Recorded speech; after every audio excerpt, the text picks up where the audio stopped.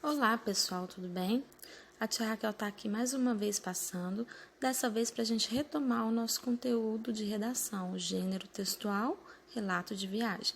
Para isso, gente, vamos abordar algumas características sobre esse gênero a partir do relato do nosso livro. Vamos lá? Abre para ti a página 116 do seu livro. E aí, já abriu? Então, esse relato de viagem vai contar a história de 3 irmãs, Laura, Tâmara e Marininha. Elas são filhas de um velejador e elas fazem uma aventura muito legal. Nesse texto, o relato de viagem vai mostrar para vocês que é uma narrativa, porque ela pode ser construída com objetivos diversos, desde um relato a um amigo, ou seja, oralmente, até um registro de uma pesquisa científica de maneira mais formal. Quando você conta uma história para o seu amigo, de onde você veio, para onde você foi, qual a viagem que você fez, como foi essa viagem, é um relato oral. Você está fazendo de forma informal. Mas para qualquer um desses relatos é necessário ressaltar os acontecimentos, os lugares e as datas mais importantes. No nosso relato de viagem presente no nosso livro, o tempo verbal está no pretérito, ou seja, passado, já aconteceu.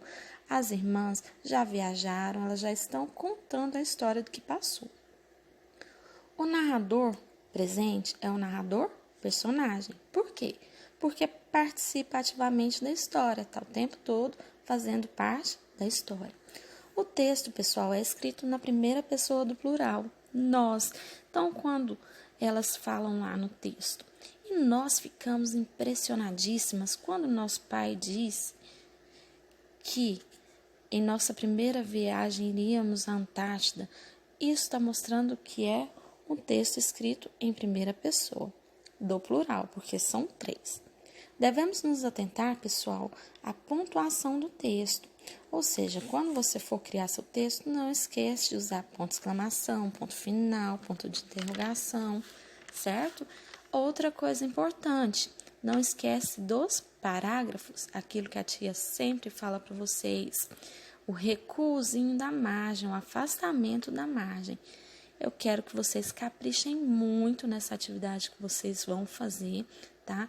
Não se esquece que essa narrativa é uma narrativa que pode ter objetivos diversos, porque ela pode ser construída de várias formas. Não esquece de ressaltar os acontecimentos dos lugares e caprichar na letrinha também. Releia o seu texto para ficar com a ortografia correta. Beijos!